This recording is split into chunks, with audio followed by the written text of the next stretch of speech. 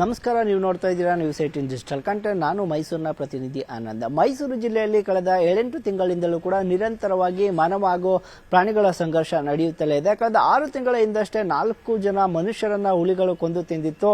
ಸಾಕಷ್ಟು ಚರ್ಚೆ ಆಗಿತ್ತು. ಅಲ್ಲದೆ ಸಫಾರಿಯನ್ನ ಬಂದ್ ಮಾಡಬೇಕು, ಕಾಡಂಚಿನ ಗ್ರಾಮಗಳಿಗೆ ಪ್ರೊಟೆಕ್ಷನ್ ಕೊಡಬೇಕು ಅಂತೇಳಿ ರೈತರು ಹಾಗೂ ಸಾರ್ವಜನಿಕರು ಒತ್ತಾಯನ ಮಾಡಿದ್ರು. ಅರಣ್ಯ ಸಚಿವ ಈಶ್ವರ್ ಖಂಡ್ರೆ ಸಭೆಯ ಮೇಲೆ ಸಭೆಯನ್ನ ಮಾಡಿಸಿ ಸಫಾರಿಯನ್ನ ಬಂದ್ ಮಾಡಿಸಿದ್ರು. ಇದೀಗ ಕಳೆದ 1 ತಿಂಗಳ ಹಿಂದಷ್ಟೇ ಸಫಾರಿ ಪುನರಾರಂಭಗೊಂಡಿದೆ. ಆದರೆ ಮಾನವ ಪ್ರಾಣಿಗಳ ಸಂಘರ್ಷ ಹಾಗೂ ಅದು ಮಾತ್ರ ನಿಲ್ತಾ ಇಲ್ಲ. ಸದ್ಯ ಇದೀಗ ಮೈಸೂರು ಜಿಲ್ಲೆಯಲ್ಲಿ ಸಾಕು ಪ್ರಾಣಿಗಳ ಮೇಲೆ ಕಾಡು ಪ್ರಾಣಿಗಳು ನಿರಂತರವಾಗಿ ಅಟ್ಯಾಕ್ ಅನ್ನ ಮಾಡಿ ಪ್ರಾಣವನ್ನ ತೆಗೆದುಕೊಳ್ತಾ ಇರುವಂತದ್ದು. ಮೈಸೂರು ಜಿಲ್ಲೆಯ ಎಸ್.ಡಿ. ಕೋಟೆ, ಸರಗೂರು ಹಾಗೂ ಹುಣಸೂರು ಭಾಗದ ನಾಗರಹೊಳೆ ಹಾಗೂ ಬಂಡೀಪುರ ಅಭಯಾರಣ್ಯದ ಕಾಡಂಚಿನ ಗ್ರಾಮಗಳೇನಿದೆ, ಇಲ್ಲಿ ಸುಮಾರು 40ಕ್ಕೂ ಹೆಚ್ಚು ಜಾನುವಾರುಗಳು ಕಳೆದ 3-4 ತಿಂಗಳಿಂದಲೂ ಕೂಡ ಬಲಿಯಾಗಿರುವಂತದ್ದು. ಸದ್ಯ ಇದೀಗ ಇದು ಒಂದು ಕಡೆ ಆದರೆ ಮೈಸೂರು ಜಿಲ್ಲೆಯ ಟಿ ನರಸೀಪುರ ತಾಲೂಕಿನಲ್ಲೂ ಕೂಡ ಚಿರತೆಗಳ ಹಾವಳಿ ಹೆಚ್ಚಾಗಿರುವಂತದ್ದು. ರಾತ್ರಿ ಸಮಯದಲ್ಲಿ ತಮ್ಮ ಹೊಲ ಗದ್ದೆಗಳಿಗೂ ಕೂಡ ಜನರು ಹೋಗೋದಕ್ಕೆ ಕಷ್ಟಪಡುವಂತ ನಿಟ್ಟಿನಲ್ಲಿ ಅಂತ ಭಯದ ವಾತಾವರಣ ನಿರ್ಮಾಣ ಆಗಿರುವಂತದ್ದು. ಸದ್ಯ ಇದೀಗ ಇದು ಒಂದು ಕಡೆ ಆದರೆ ಮತ್ತೊಂದು ಕಡೆ ಮೈಸೂರು ಜಿಲ್ಲೆಯಲ್ಲಿ ಸಾಕಷ್ಟು ಕಾಡು ಪ್ರಾಣಿಗಳು ದಾಳಿಯನ್ನ ನಿರಂತರವಾಗಿ ಸಾಕು ಪ್ರಾಣಿಗಳ ಮೇಲೆ ಮಾಡ್ತಾ ಇರುವಂತದ್ದು. ಒಂದು ಕಡೆ ಹಸುಗಳಿರ್ಬೋದು, ಕುರಿ ಮೇಕೆಗಳ ಮೇಲೂ ಕೂಡ ದಾಳಿಯನ್ನ ಮಾಡಿ ಅದನ್ನ ಕೊಂದು ತಿಂತಾ ಇರುವಂತದ್ದು. ಸದ್ಯ ಮೈಸೂರು ಜಿಲ್ಲೆಯ ಹುಣಸೂರು ತಾಲೂಕಿನ ಮುತ್ತುರಾಯನ ಹೊಸಳ್ಳಿ ಏನಿದೆ, ಇಲ್ಲಿ ಬೆಳಗ್ಗೆ ಹಸುವನ್ನ ಹುಲಿಯೊಂದು ಕೊಂಡು ತಿಂದಿರುವ ಹಿನ್ನೆಲೆಯಲ್ಲಿ ರೈತರ ಆಕ್ರೋಶದ ಕಟ್ಟೆ ಹೊಡೆದಿರುವಂತದ್ದು. ನಾವು ನಿರಂತರವಾಗಿ ಅರಣ್ಯ ಇಲಾಖೆ ಹಾಗೂ ಸರ್ಕಾರಕ್ಕೆ ಮನವಿಯನ್ನ ಮಾಡ್ತಾ ಇದ್ದೇವೆ. ಕಾಡು ಪ್ರಾಣಿಗಳ ಹಾವಳಿಯನ್ನು ತಪ್ಪಿಸಿ ಅಂತ ಪರಿಪರಿಯಾಗಿ ಕೇಳ್ಕೊಳ್ತಾ ಇದ್ದೇವೆ. ಆದರೆ ಯಾವುದೇ ಕ್ರಮಗಳನ್ನು ಕೂಡ ಅರಣ್ಯ ಇಲಾಖೆ ಅಧಿಕಾರಿಗಳು ತೆಗೆದುಕೊಳ್ತಾ ಇಲ್ಲ, ಸರ್ಕಾರವೂ ಕೂಡ ತೆಗೆದುಕೊಳ್ತಾ ಇಲ್ಲ. ಜಮೀನಿನಲ್ಲಿ ಮೇವನ್ನ ಮೇಯ್ತಿದ್ದಂತ ಹಸುವಿನ ಮೇಲೆ ಹುಲಿ ದಾಳಿ ಮಾಡಿ ಕೊಂದಿರುವಂತದ್ದು. ಇದೇ ರೀತಿ 40 ಸಾಕು ಪ್ರಾಣಿಗಳು ಇದೀಗ ಪ್ರಾಣವನ್ನು ಬಿಟ್ಟಿದೆ. ಅದು ಸಹ ಅರಣ್ಯ ಇಲಾಖೆ ಆಗಿರ್ಬೋದು, ಸರ್ಕಾರ ಆಗಿರ್ಬೋದು ಎಚ್ಚೆತ್ಕೊಳ್ತಾ ಇಲ್ಲ. ಇದರ ಪರಿಣಾಮ ನಮ್ಮಗಳ ಮೇಲೆ ಆಗ್ತದೆ. ಯಾಕಂತ ಹೇಳಿದ್ರೆ ಸಾಕಷ್ಟು ಕುಟುಂಬಗಳು ಹಸುವನ್ನೇ ನಂಬಿಕೊಂಡು ಜೀವನವನ್ನು ನಡೆಸ್ತಾ ಇದ್ದಾರೆ. ತಮ್ಮ ಹೊಲಗದ್ದೆಗಳಲ್ಲಿ ಮೇಯುವಂತಹ ಸಂದರ್ಭದಲ್ಲಿ ಚಿರತೆ, ಹುಲಿಗಳು ಏಕಾಏಕಿ ದಾಳಿ ಮಾಡ್ತವೆ, ಅದನ್ನ ಸಾಯಿಸ್ತವೆ. ಇದನ್ನೇ ನಂಬಿಕೊಂಡು ಬದುಕ್ತಾ ಇರುವಂತಹ ಜನರು ಬೀದಿಗೆ ಬರ್ತಾ ಇದ್ದಾರೆ ಅಂತೇಳಿ ರೈತರು ಆಕ್ರೋಶವನ್ನು ಹೊರಹಾಕ್ತಾ ಇರುವಂತದ್ದು. ಯಾಕಂತ ಹೇಳಿದ್ರೆ ಕಳೆದ 6 ತಿಂಗಳ ಹಿಂದಷ್ಟೇ 4 ಜನರನ್ನ ಹುಲಿ ಬಲಿ ಪಡೆದಿತ್ತು. ಸಫಾರಿಯನ್ನ ಬಂದ್ ಮಾಡಿಸಿದ್ರು.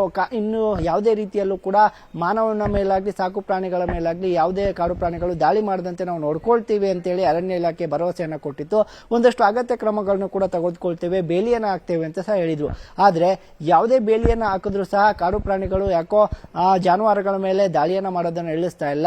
ಒಂದು ಕಡೆ ಮನುಷ್ಯನ ಮೇಲೂ ಕೂಡ ದಾಳಿಯನ್ನ ಮಾಡ್ತಾ ಇದ್ರು. ಅದು ಈಗ ಕಡಿಮೆ ಆಗಿದೆ. ಆದ್ರೆ ಸಾಕು ಪ್ರಾಣಿಗಳನ್ನ ಕೊಂದು ತಿಂತಾ ಇರೋದು ಸದ್ಯ ಇದೀಗ ರೈತರಿಗೆ ಒಂದು ರೀತಿಯ ತಲೆನೋವಾಗಿ ಪರಿಣಮಿಸಿರುವಂತದ್ದು. ಯಾಕಂತ ಹೇಳಿದ್ರೆ ರೈತರ ಒಂದು ರೀತಿಯ ಆರ್ಥಿಕ ಸಹಾಯಕ್ಕೆ ನಿಂತಿರುವಂತದ್ದೇ ಸಾಕು ಪ್ರಾಣಿಗಳು. ಕುರಿ, ಮೇಕೆ, ಹಸು ಇಂಥವನ್ನೇ ಕೂಡ ಕಾಡು ಪ್ರಾಣಿಗಳು ದಾಳಿ ಮಾಡಿದ್ರೆ ಅವನ್ನ ಕೊಂದು ತಿಂದ್ರೆ ನಾವು ಎಲ್ಲಿಗೆ ಹೋಗ್ಬೇಕು ಅಂತ. ಯಾಕಂದ್ರೆ ಕಾಡಂಚಿನ ಗ್ರಾಮಗಳಲ್ಲಿ ಇದೀಗ ಸಾಕಷ್ಟು ನೀರಿನ ಬವಣೆ ಉಂಟಾಗಿದೆ.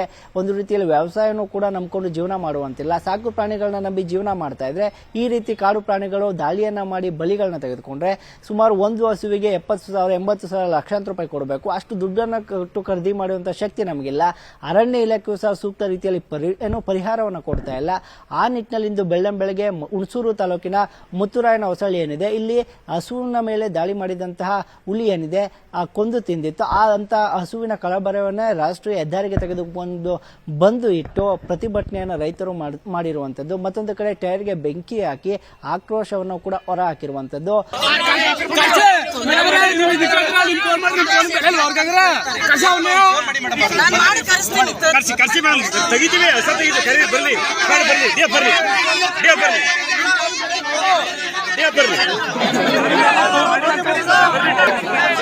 ಮುಂದಿನ ದಿನಗಳಲ್ಲಾದರೂ ಕೂಡ ಸಾಕು ಪ್ರಾಣಿಗಳಿಗೆ ರಕ್ಷಣೆಯನ್ನ ಕೊಡಿ, ಅಲ್ಲದೆ ಅರಣ್ಯ ಇಲಾಖೆ ಸೂಕ್ತ ಕ್ರಮಗಳನ್ನ ತೆಗೆದುಕೊಂಡು ನಮ್ಮ ಪ್ರಾಣಿಗಳನ್ನ ರಕ್ಷಣೆ ಮಾಡಬೇಕು. ಇಲ್ಲದಿದ್ರೆ ಸೂಕ್ತ ಪರಿಹಾರವನ್ನ ಕೊಡಬೇಕು ಅಂತೇಳಿ ರೈತರು ಇದೀಗ ಆಕ್ರೋಶವನ್ನ ಹೊರಹಾಕ್ತಾ ಇರುವಂತದ್ದು.